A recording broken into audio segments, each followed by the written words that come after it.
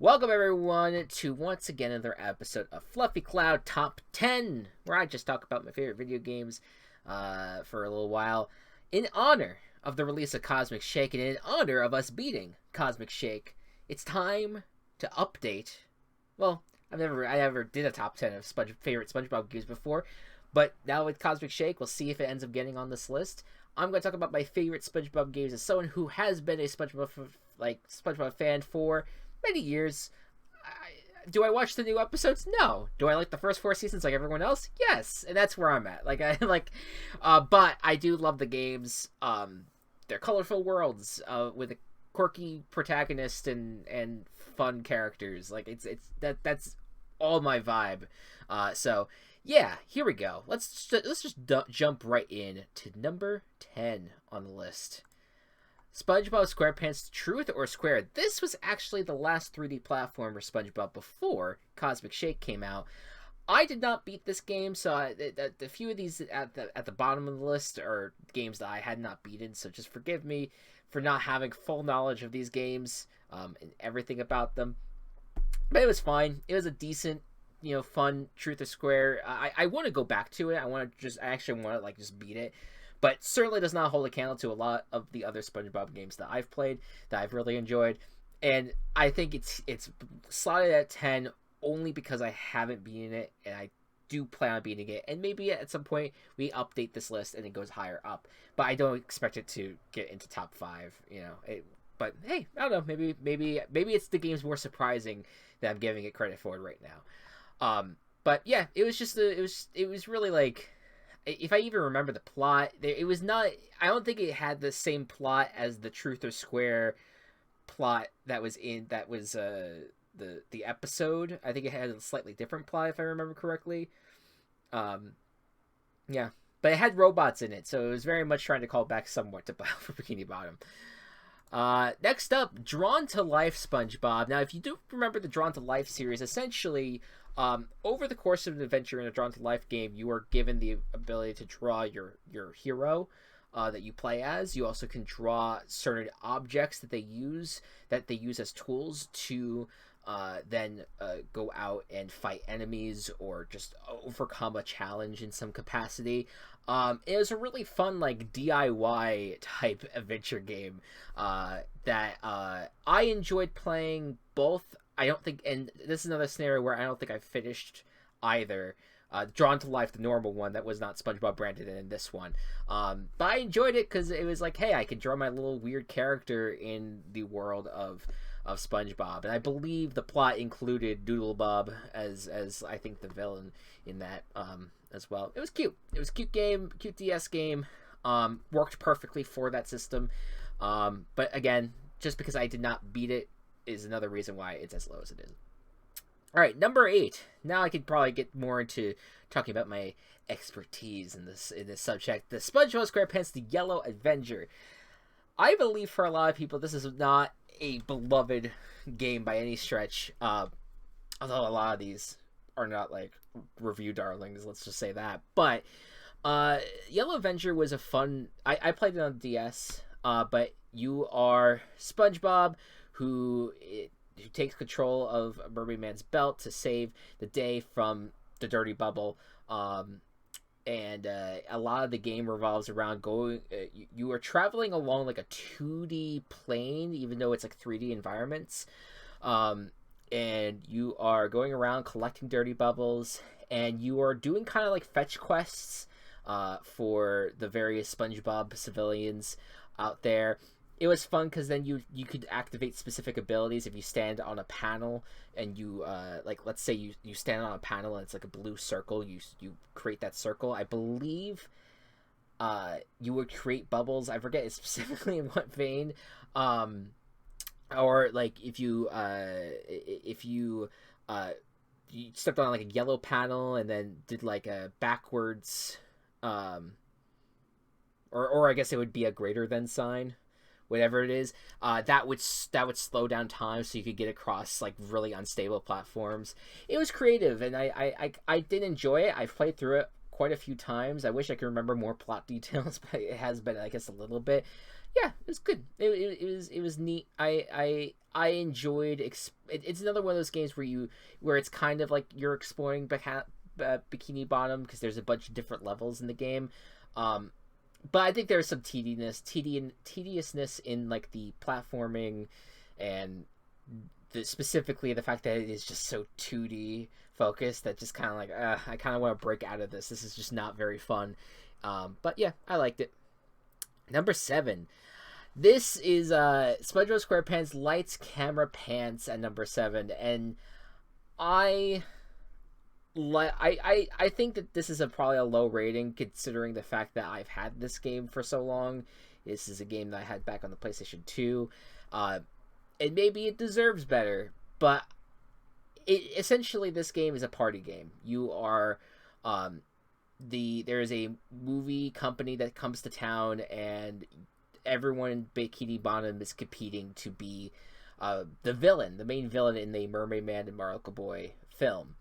And so to earn the spot, you have to compete in mini games, and if you earn a certain amount of points in each mini game, you ultimately get not even just the villain role, which you get at the end of after doing everything, but you get like roles in between. Like if you do the Krusty Krab mini games, you end up playing as a waiter, or you go to the beach. I believe you're a lifeguard on the beach. Stuff like that. It was cute. It was cute to play, especially for like the different cutscenes with the different characters and the different dialogue for each one. Sometimes it would work, sometimes it would not, in terms of syncing up with like the other normal scenes. I enjoy this game to a point. I think where my fault with it is the fact that you can't just win each minigame. You do have to get to a certain amount of points, and if you don't get there, you then have to go back and replay those minigames, and that's super annoying to me. That got frustrating, especially when you got to like the third or fourth section of minigames. But the best section in this game is the stadium set of minigames where you're doing a bunch of rhythm games. Those are so much fun. I had a blast with those, and great music too in this game. Yeah, it's great, but I think it just has some faults that I didn't love. Number 6, SpongeBob SquarePants Atlantis SquarePantis, another game that has a variety of different game styles to it. It basically tells the story of the Atlantis SquarePantis episode that aired on TV. This time around, they could not get David Bowie for the main character, so that the main guy from that is the Atlantis SquarePantis guy, whatever. So the guy was silent completely in the video game.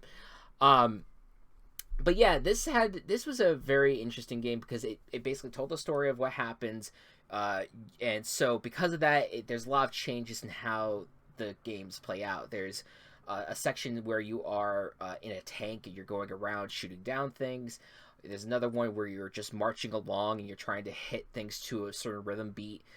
There's a section where it's a top-down puzzle game almost, where you have to try to navigate two characters across like a maze of obstacles using their special abilities. Again, is another one that I enjoy. That it has its flaws. It's not great, but I enjoy the novelty of like, this is like going into the episode that you watched as a kid and experience it through video game form. So I thought that was really, really neat. Number 5 is SpongeBob SquigglePants. If you're a fan of WarioWare and you like SpongeBob, you should check this game out, because that's literally what this is. It's literally a game. It's SpongeBob micro games that you dive into, and you play a bunch of micro games based in the SpongeBob universe. It's super weird. Like, why did they make this? I don't know, but I love it. It's a really fun game because I just love that style. WarioWare is like one of my favorite video game series ever, and so the fact that they made a SpongeBob version of that, I was like, oh fuck yeah, this works for me, and that's why it's so high on this list. Otherwise, it probably shouldn't be, but it works. Essentially it's the same on the Wii as it is on the DS or 3DS or wherever it debuted. Pick it up. It's a great time. I enjoyed it. All right, now gets to, I think, my real favorite SpongeBob games. We're gonna start with number 4. SpongeBob SquarePants Creature from the Krusty Krab. This is... I love how weird this game is. Like, this game gets very weird, and not weird like Cosmic Shake got weird, like, where it's just like you walk away from it and be like, alright. This one got weird, and you're like, oh, this is actually, like, very funny in how weird it is. But essentially, this whole game takes place in a dream. And all these dreams are different, and very much like Atlantis SquarePantis, each level is so different from the last. Where the first level is SpongeBob, and he is in this gritty racing, fever dream where he is racing on his bed through a track, and then his car breaks down or gets destroyed, and then he has to then go get into a 3D platforming section where he is going and finding the parts that he needs to make his vehicle better or just repair it in its entirety. Then you have the next level is Patrick, and he is a superhero, and he's in this like comic looking environment, and it's another 3D platformer where you're going around beating around enemies and collecting things. It's so strange. It's such a strange game because then the gameplay changes. At one point it becomes like a rail shooter where you're in a plane and you're trying to shoot down Plankton. You play as Plankton in this game a few times in a variety of different levels. You either play as Plankton when he is huge and destroying the town, or when he is small and just trying to navigate Bikini Bottom. It is so all over the place, but I kind of loved how weird it is. I think the strongest parts of this game are in the beginning, and it kind of falters at the end, but it is just such a fever dream of a game that I think it's worth playing if you enjoy SpongeBob. Number 3, SpongeBob SquarePants The Cosmic Shake. Yes, it's at number 3. Again, it's not without its faults. I definitely still stand by. I don't think the movement is amazing in this game specifically. Trying to, like whenever you accidentally hold your thumb on too long and you go into a hover, it completely breaks momentum when you're trying to jump. I do wish this game was more exploration focused than linear. I do think that the game had a very weird story that ended in an anticlimactic way. But man, what this game does is this is the best looking SpongeBob game to me. The environments are so much fun to explore because of how good they look. And I love the collectathon. It's so easy to get me hooked on a game that's like, hey, go out and find these 5 items in this platforming course. And to let me go out and do that is just a lot of fun. The karate kick felt really nice to get. I wish that they employed the reef blower a lot more, because the reef blower was really satisfying once you got it, but that was at the end of the game, and that sucks. I kind of wish that they had it more, because it felt really good to use. So many great ideas, so many weird choices, but overall I really vibed with this, and I really recommend it for people who love SpongeBob. Give it a try, and especially if you like Battle for Bikini Bottom. I think it is not Battle for Bikini Bottom, but it kind of gets close, and it's a lot of odes to that game and the show as a whole.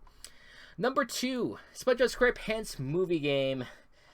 It's just one of the best movie to video game adaptations of, here's the moment by moment points of the movie, and here's a level dedicated to that. It's all a 3D platformer, with the occasional racing moment where you're racing in a Krabby Patty or you're racing in a bathtub down a slide.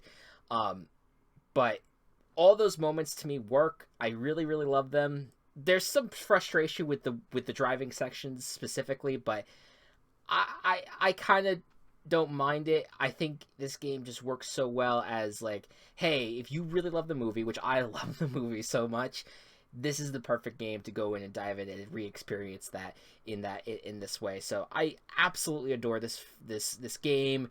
It doesn't quite come close to our number one here, but I still think it's a really, really solid game.